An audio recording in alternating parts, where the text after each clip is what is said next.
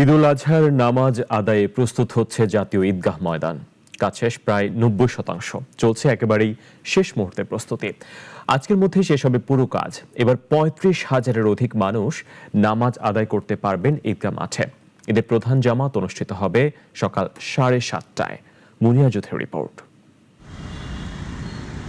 চলতি মাসের শুরু থেকেই একটু একটু করে শুরু হয় ঈদুল আজহার নামাজ আদায়ের জন্য জাতীয় ঈদগাহর প্রস্তুতি পর্ব।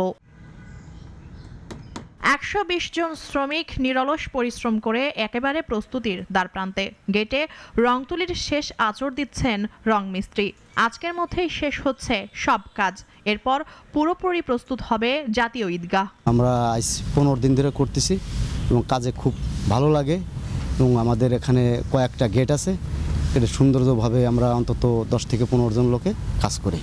আমাদের প্রতি বছর করা হয়, ঠিক আছে। প্রতি বছর তো এক ডিজাইন দিলে হয় না, ঠিক আছে। বছর বছর ডিজাইন শেষ হয়। সকালে জাতীয় ঈদগাহ ময়দান পরিদর্শন করেন ঢাকা দক্ষিণ সিটি কর্পোরেশনের প্রশাসক মোহাম্মদ আব্দুস সালাম। বলেন, ঈদুল আজহার প্রধান জামাত সকাল 7:30টায় অনুষ্ঠিত হবে। ঈদুল আজহার প্রধান জামাত সকাল 7:30 অনুষ্ঠিত হবে। আশা করছি গণপ্রজাতন্ত্রী বাংলাদেশ সরকারের মাননীয় প্রধানমন্ত্রী জনাব তারেক রহমান, মহামান্য রাষ্ট্রপতি, মন্ত্রী পরিষদের সদস্যবর্গ সহ বিদেশি কূটনীতিকগণ জাতীয় ঈদগাহে ঈদের প্রধান জামাতে অংশগ্রহণ করবেন। জামাতে অংশ নেবেন রাষ্ট্রপতি ও প্রধানমন্ত্রী তারেক রহমান। তবে প্রতিকূল আবহাওয়া হলে প্রধান জামাত অনুষ্ঠিত হবে সকাল 8টায় বায়তুল মোকাররম জাতীয় মসজিদে।